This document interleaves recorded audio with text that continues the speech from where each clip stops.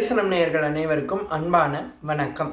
இன்றைக்கு திருப்பாவையினுடைய 13ஆம் நாள் பாசுரத்தை நம்ம இன்றைக்கு சிந்திக்க போகிறோம். ரொம்ப அற்புதமான பாசுரம். இந்த பாசுரத்துக்கு புள்ளின்வாய் கீண்டானை என்கின்ற பெயர். இந்த இடத்துல அடியன் சொல்ல விரும்புவது என்னென்றால், திருவல்லிக்கேணி மாடமாமையிலை திருவல்லிக்கேணி கண்டேனே என்ற ஆழ்வார் பாசுரம் சாதிக்கக்கூடிய அற்புதமான திருவல்லிக்கேணி என்கின்ற திருத்தலத்திலே இந்த உற்சவம் ரொம்ப அற்புதமாக நடக்கும். வாய்ப்பு கிடைச்சா போய் பார்த்துட்டு வாங்க. இப்போ இந்த பாசுரத்தை பார்ப்போம். அதற்கு பிறகு அது என்ன தாத்பரியம் சொல்கிறது, என்ன அடியாரை இன்றைக்கு சிந்திக்க போகிறோம், இந்த மூணுத்தையும் நம்ம இன்னைக்கு பார்த்துடலாம்.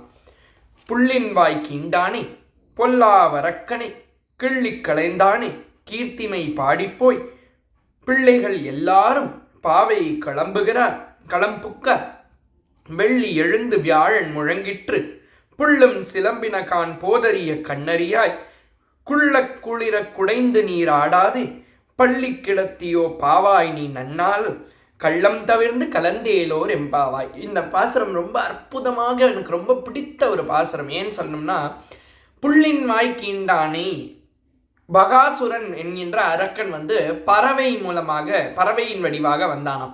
அந்த பறவை வடிவாக வந்த அந்த அரக்கனை அழித்த எம்பெருமானே, ராவணனை அழித்த எம்பெருமானே, ராமனுடைய பெருமையை பேசுவதற்காக அத்தனை ஆயர்குலத்து பெண்களும் எல்லாம் நோன்புக்கு வந்து விட்டார்கள், நீ மட்டும் இன்றும் வரவில்லையே என்று கேட்டுவிட்டு, நீ உன் மனதில் இருக்கக்கூடிய கள்ளத்தனத்தை ஒழித்து விட்டு வான்னு சொல்ற.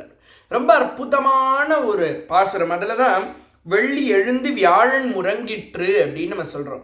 வியாழன் உறங்கிற்று அப்படின்னா இது ஒரு மிகச்சிறந்த அறிவியல் ஆராய்ச்சி. இது ஒரு நட்சத்திர பட்டாளம் எவ்வாறு சுழல்கிறது என்பதனை நமக்கு சொல்லி காட்டியது இந்த பாடல். நிறைய பேர் நினைச்சிருக்கோம் வியாழன் முடிஞ்சிருச்சு வெள்ளி எழுந்துருச்சு. அப்படி கிடையாது.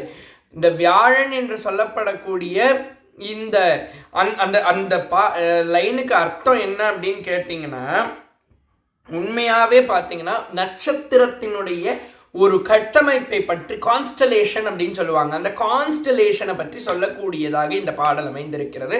ரொம்ப அற்புதமான பாடல். அந்த நல்ல நாளில் மனதிற்குள் கள்ள உணர்வை விட்டு ரொம்ப அற்புதமாக சொன்னார் பாருங்க. கள்ள உணர்வு, கள்ளம் தவிர்ந்து கலந்தேலோர் எம்பாவாய்.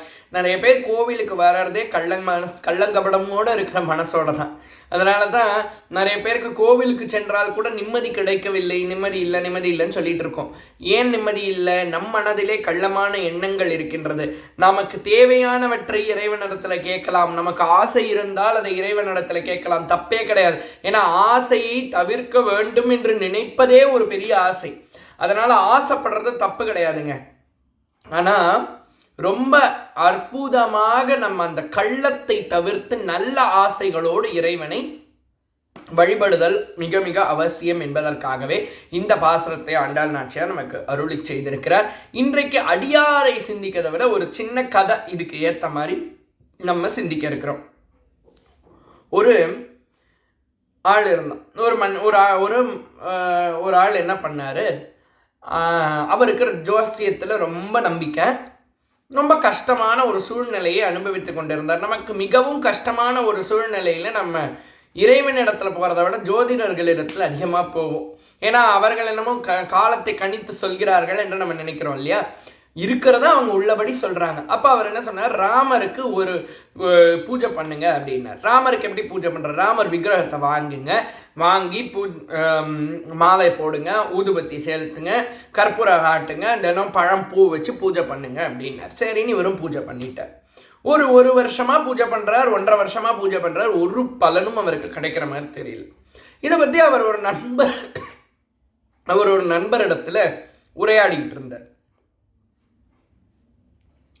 அவர் ஒரு நண்பரிடத்துல இதை பற்றி உரையாடி கொண்டிருக்கையில் அந்த நண்பர் சொன்னார், எல்லாம் கரெக்டு, நீ பண்ண பூஜை விதிகள் எல்லாம் கரெக்டு, ஆனால் நீ பயன்படுத்திய தெய்வம் தான் தப்பு. ராமர்கிட்ட பயன்படுத்தாத, அவர் ஆசையே இல்லாத மனுஷன், உனக்கு எப்படி கொடுப்பார் ஆசையை? நீ கிருஷ்ணர்கிட்ட ட்ரை பண்ணு. இவன் என்ன பண்ண, ராமரை அந்த திண்டுலேருந்து கொஞ்சம் நவுத்தி வச்சுட்டு கிருஷ்ணரை விக்கிரகத்தை ஸ்தாபித்தான். அதே பூஜைகளை திருப்பி பண்ணுறான். ஒரு 3 மாதங்கள் அப்படி பூஜை பண்ணிக்கிட்டே இருக்கும்போது ஒரு நாள் கண்ணை பூஜையிலிருந்து திறந்து பார்க்குறான். அந்த ஊதுபத்தி மனம் ராமர் சிலையை நோக்கி போய் கொண்டிருந்தது. கிருஷ்ணர்கிட்ட எடுத்து வைக்கிறான், அப்பவும் ராமர்கிட்ட போச்சு. திருப்பி எடுத்து வைக்கிறான், திருப்பி ராமர்கிட்ட போச்சு. ஒரு நிமிஷம் அவன் யோசிச்சு வந்தது பாருங்க ஒரு கோவம். அடே ராமா, எத்தனை நாள் உன்னை நான் கூப்பிட்டேன், அப்போல்லாம் வராம இப்ப கிருஷ்ணரை கும்பிடுறேன்னு போட்டிக்கு வந்துட்டியா அப்படின்னு கேட்டார். அப்ப ராமர் பிரத்யட்சமாய் சொன்னாராம், அடே முட்டாள், இத்தனை நாள் நான் இங்கு இருக்கிறேன் என்பதே உனக்கு தெரியவில்லையே. இன்றைக்குத்தானே ஊதுபத்தி என்னிடத்திலே சென்றது என்றவுடன் நான் இங்கு இருப்பதாக நீ உணர்ந்து என்னிடத்திலே சண்டை போட்டாய். அதனால்தான் உன்னை நான் உனக்கு தரிசனம் அளித்தேன் என்று சொன்னார். அப்போ கள்ளமான மனதோடு இறைவனை நம்ம பார்க்கவே முடியாது. ஆனால் கள்ளமில்லாத மனதோடு நாம் இறைவனை பார்த்தோம் என்று சொன்னால் இறைவன் நம் முன்னே நிற்பார் என்பதற்கு ஒரு சிறந்த உதாரணம். மீண்டும் நாளை 14ஆம் நாள் பாசுரத்திலே சந்திக்கலாம். நன்றி, வணக்கம்.